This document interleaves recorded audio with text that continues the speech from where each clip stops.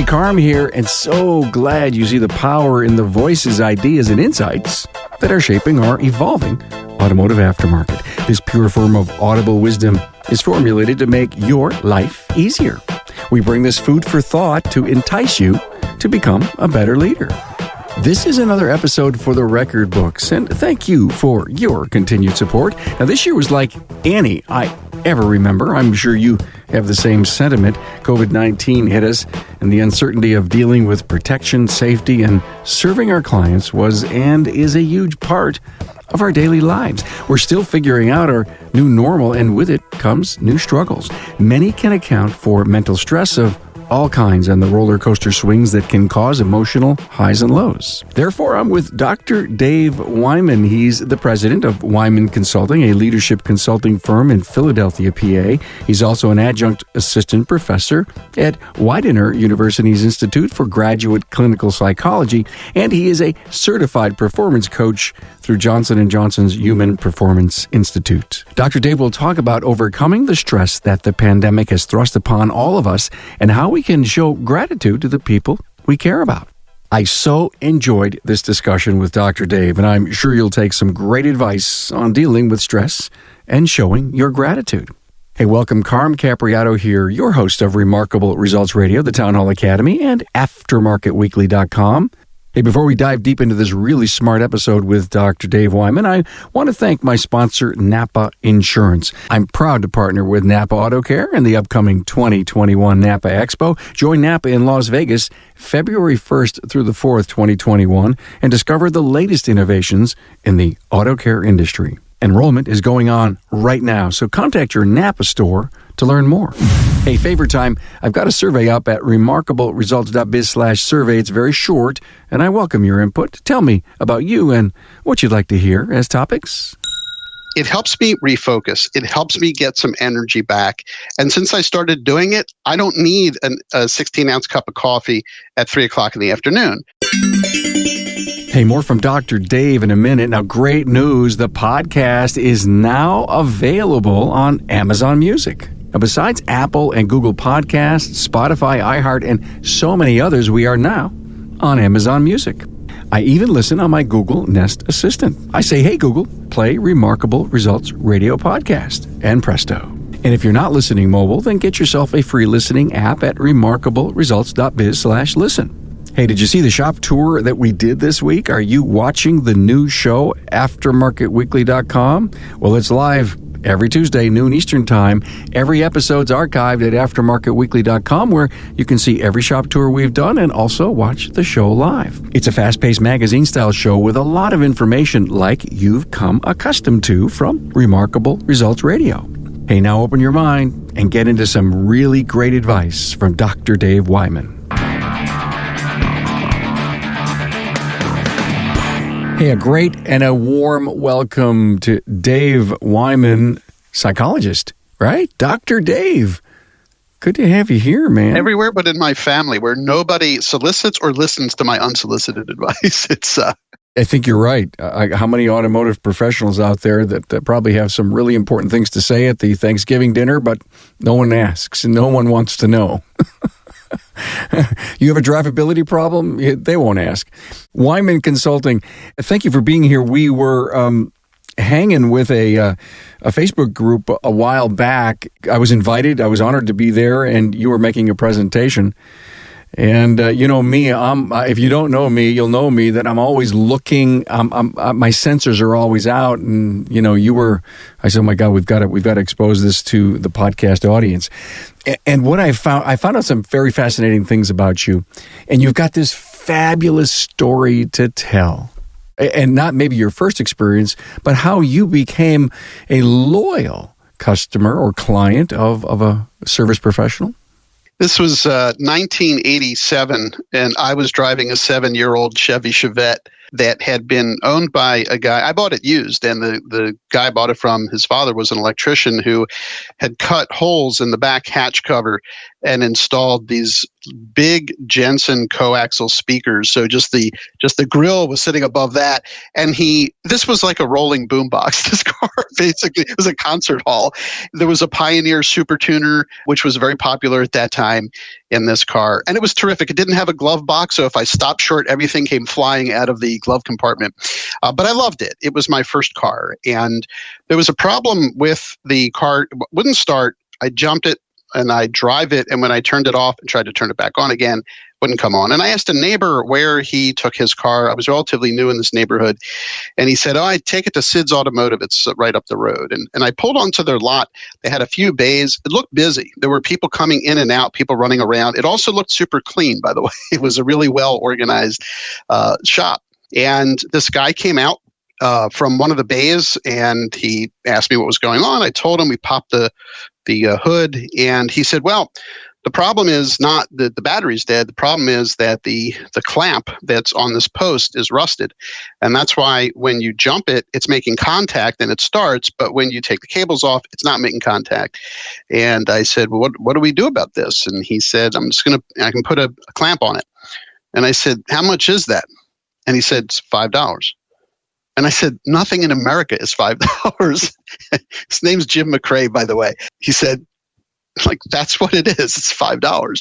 And he stopped what he was doing, and he clipped off the old rusted clamp, put a new one on, reattached it, and I was good to go. And I thought, this is really interesting.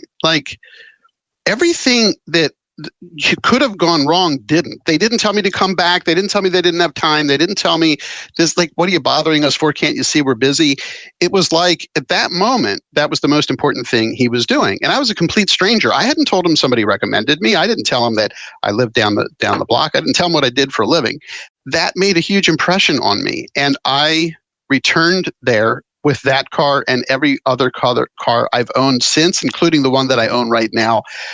Jim retired from Sid's, and the business closed a little over a year ago. But that is a really long, that's decades long of loyalty for something that I can't even imagine what he would have made on the $5 clamp. But that's not what he was thinking, I'm sure. And Jim and I are friends, and we still talk now. And I've told this story in seminars all over the world about creating connection with a client. And in this business, most people have no idea about a car at all. They know nothing about it. They don't know what's going on under the hood. They're relying on the person who's at the shop to tell them to create some kind of trust. So whatever Jim made on that clamp, even if it was nothing, was repaid for decades of loyalty to them. And in telling that story also in the local area, what matters to people? Well, they can't tell whether you're the best mechanic in the world or not, but they can tell if they trust you. And that's what Jim created. You just mentioned something that is getting so much airplay on my show and discussion in the industry, and that is an exceptional customer experience. And you can go back to that one moment, that $5 bill, that battery issue. He saw the fix. He realized it wasn't going to take a lot of time. The cable end probably cost him 50 cents. And it's, oh my God, he made that much money. No, he was buying and investing in a client, a long-term client. Basically, he was solving your problem. And you pulled this experience that you've told us over and over again. And referrals, I'm sure you gave a few.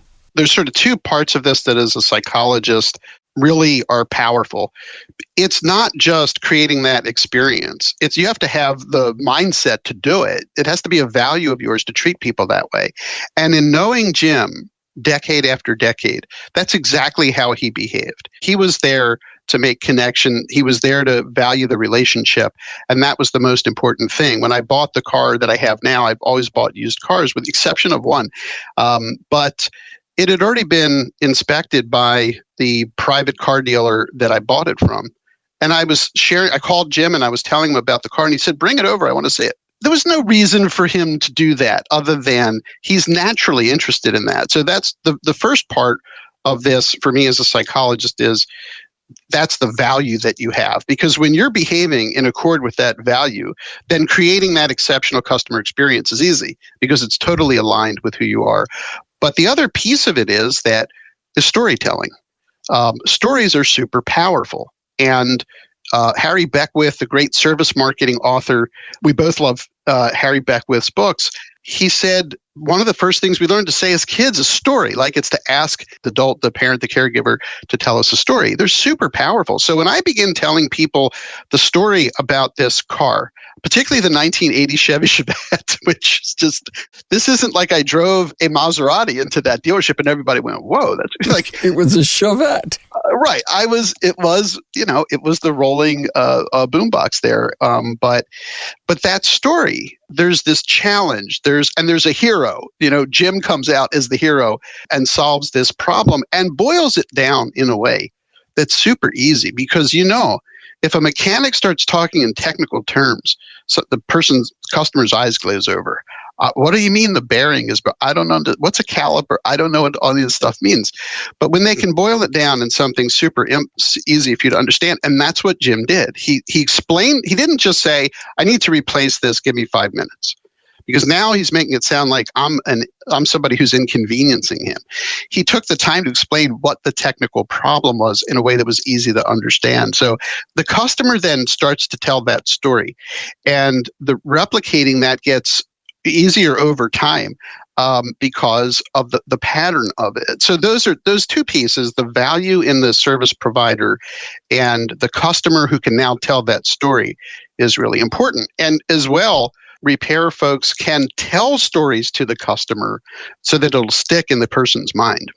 Yeah, stories are big today. I mean, this is what I do. I'm podcasting is storytelling, and I got you to come on. You told your story, and we framed the entire discussion up where people can go out and repeat it as a story. You're here for a really important reason to talk about the roller coaster ride that we are on with COVID, but I want to take a little sidestep because you brought up Harry Beckwith, and I want to share my favorite book and recommend that my listener goes out and buys Selling the Invisible.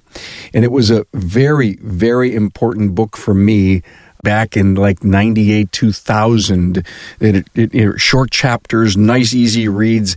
I got so many V8 up the head, boom moments from reading that book that I can still quote some of them today. One of my favorites is What Clients Love, because in that book, he really focuses on what creates this engagement, what creates this sticky relationship between the customer and the service provider. In the case of the car, what I'd say is similar to other services is that the person can't evaluate your technical skill to do it. But what's different is that there's a product, there's a thing going into the car. If there's a replacement of something, then that's also that's showing up on the invoice. And so there's a lot wrapped up into it. Well, thank you for that. I'm happy that we both share the love of Beckwith in his books. Hey, Carm here, and coming up, Dr. Dave Weiman teaches us the right approach to breathing to eliminate stress. Hi, Carm here, and I want to talk to you about the NAPA Auto Care Center program for health insurance. We've all heard the reports about the rising cost of health insurance, but you'll be happy to know I'm here with really good news. The NAPA Insurance Center is now offering the NAPA National Health Program, and it's saving NAPA Auto Care Centers and their employees money, lots of money. In fact, in the first 90 days following the launch of the program, NAPA stores and auto care centers and their employees saved over $2.7 million. That's all thanks to the NAPA Insurance Center's partnership with United Healthcare. It gives auto care centers access to the national large group rates on medical insurance with premiums discounted up to 30%. Now, these rates are based on the collective purchasing potential of 22,500 NAPA locations, including both NAPA Auto Parts stores and NAPA Auto Care Centers. And listen to this, the news just keeps getting better. You can choose from 4 excellent United Healthcare medical plans with varying levels of coverage and deductibles to meet a range of needs. All plans are PPOs, preferred provider organizations, with comprehensive coverage.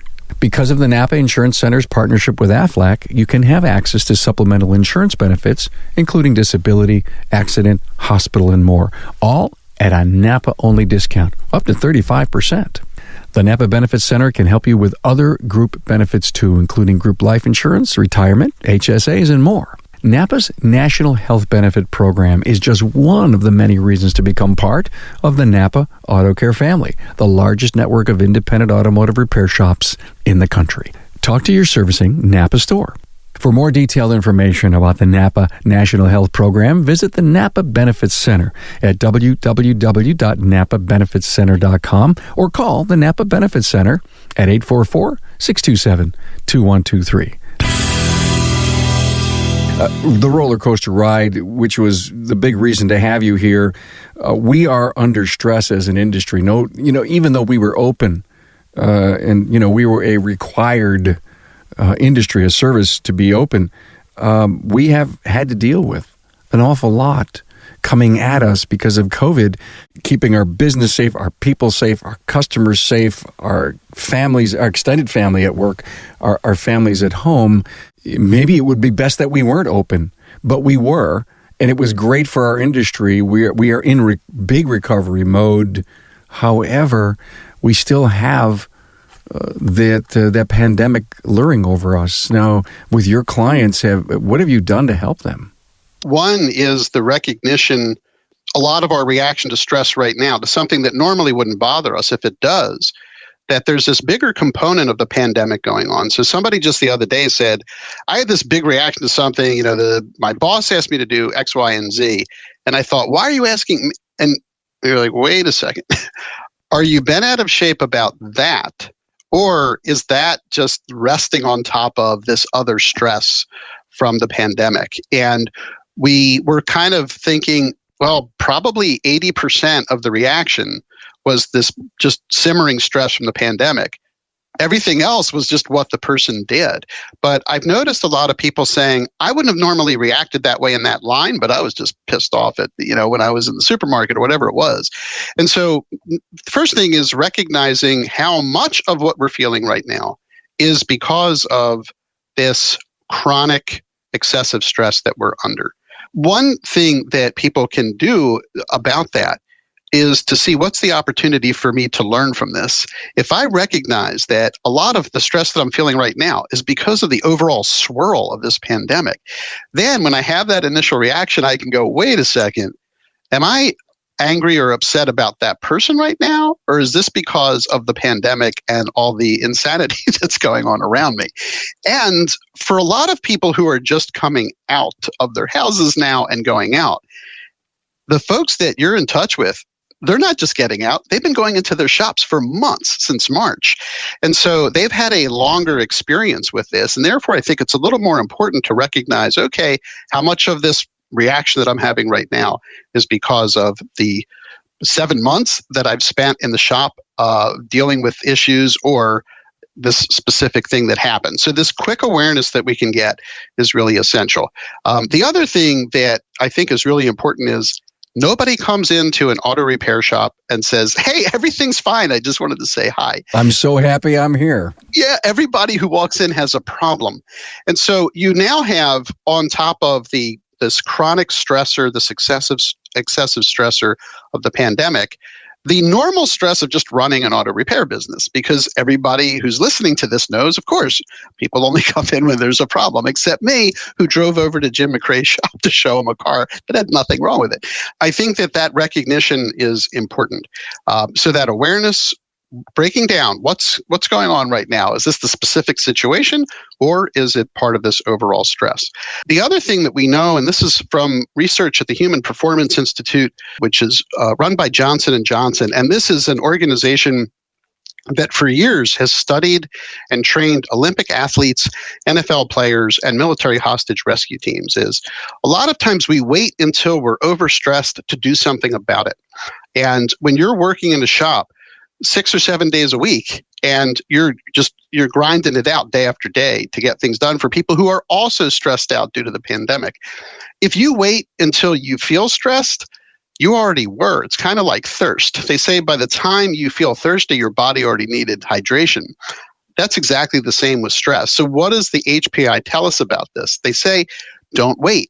You really want to implement stress-reducing activities throughout every day. Because a lot of people that you and I probably know will say, well, I work out on Saturdays.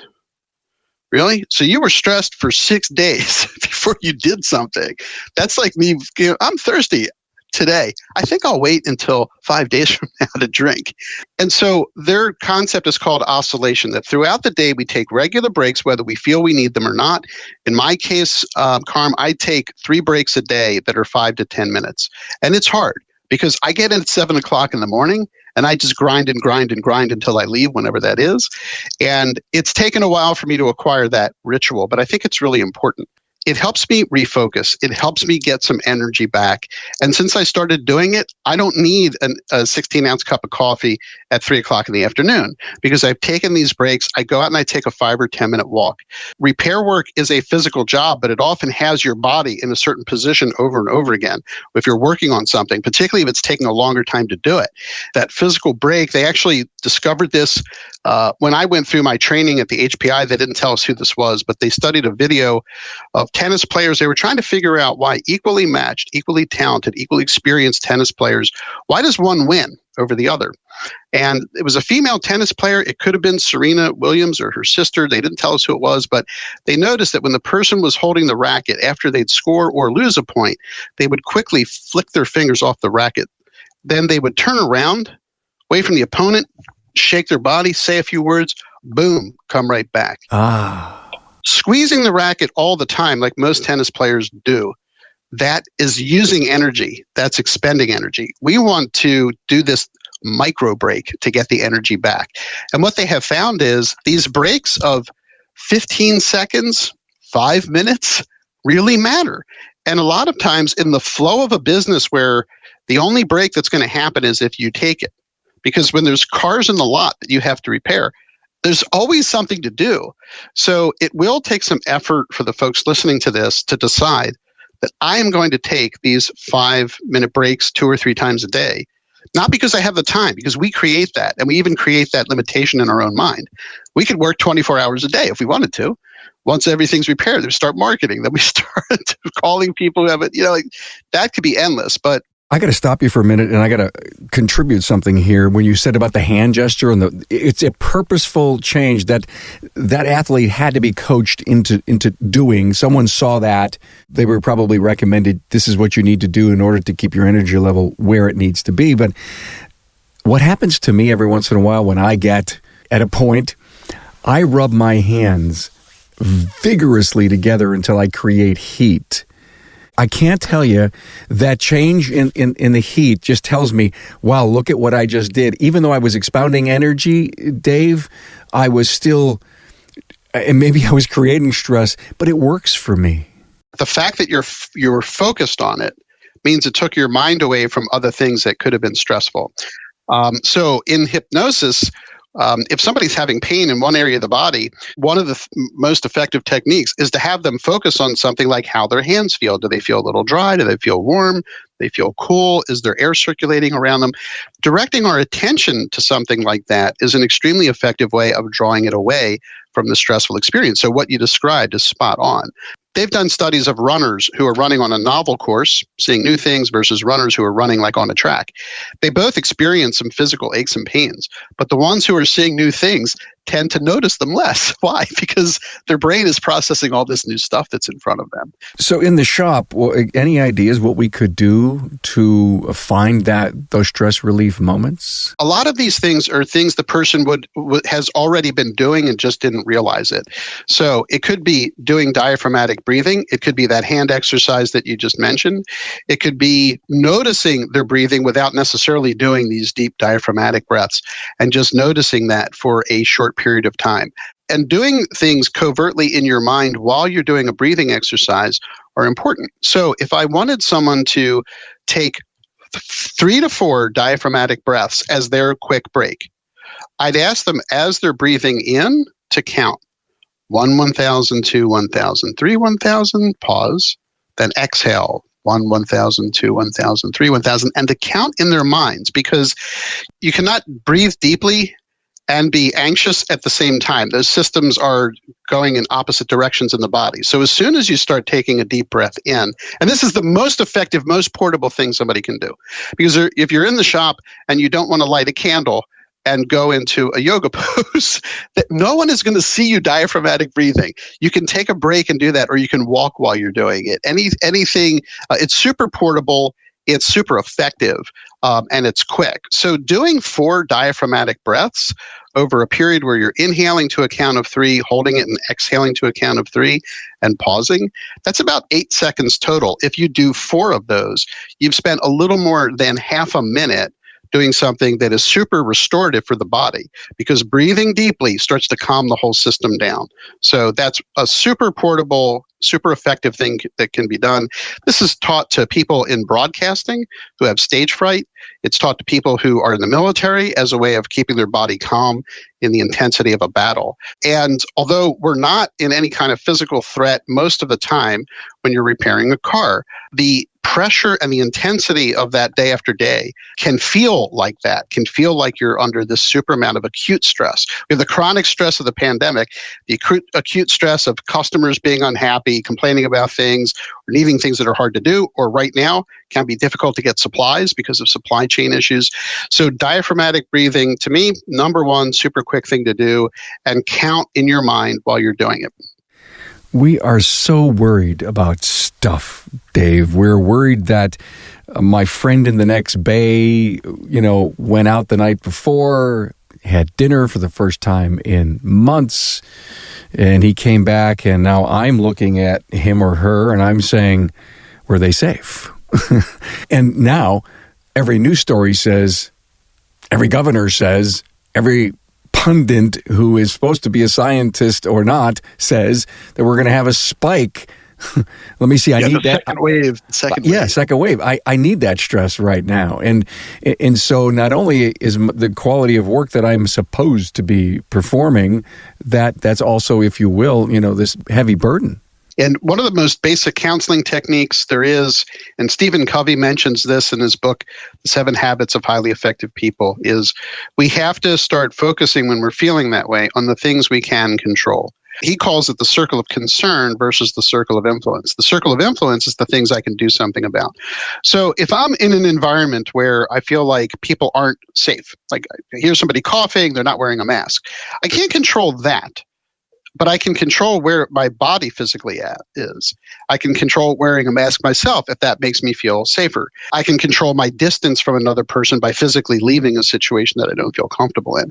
I can also start educating myself on the things that I can do to be a healthier person in general. And so all of this is taking myself out of the circle of concern and focusing on that circle of influence.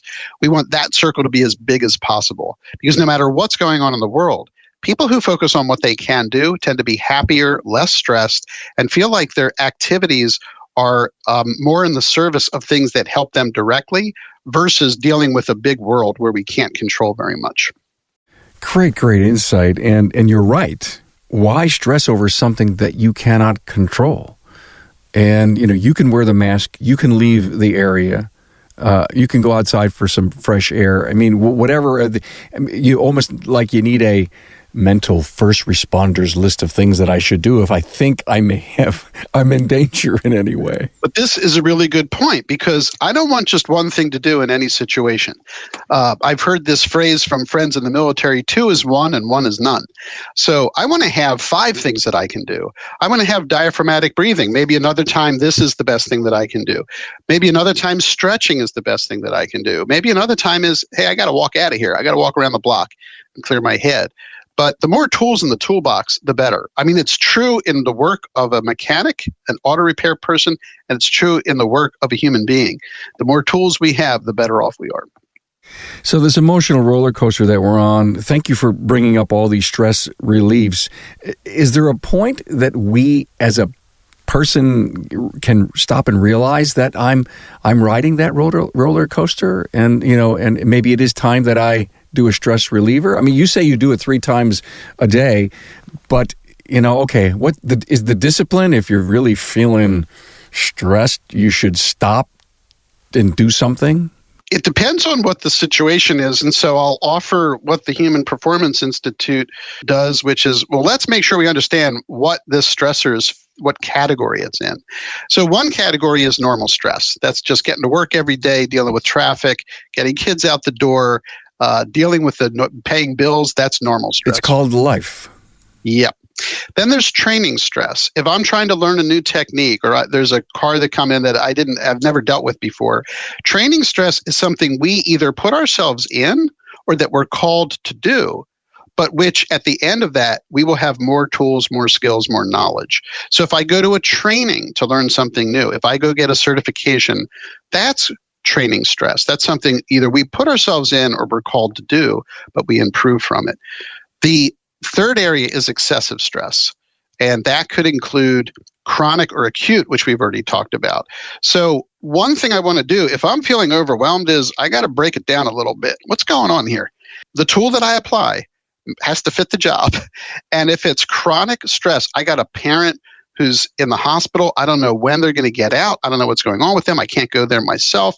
When there's no endpoint, that chronic stress, that's more likely the time when we got to go, whoa, I got to take a half day here. I got to take a day off and make sure that I'm dealing with this, because you do not want to get into a situation where you're ignoring it. With training stress, we're aware of it and we're saying, well, I put myself in that situation, so I'm going to get better as a result of it.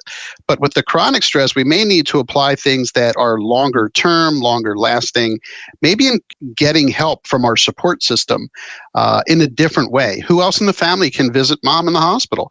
What resources do we have? Is there a service that we can hire to help out with that? Because we want to make sure that we're not pushing that chronic excessive stress to the point where we hit a wall. That's no good for anybody.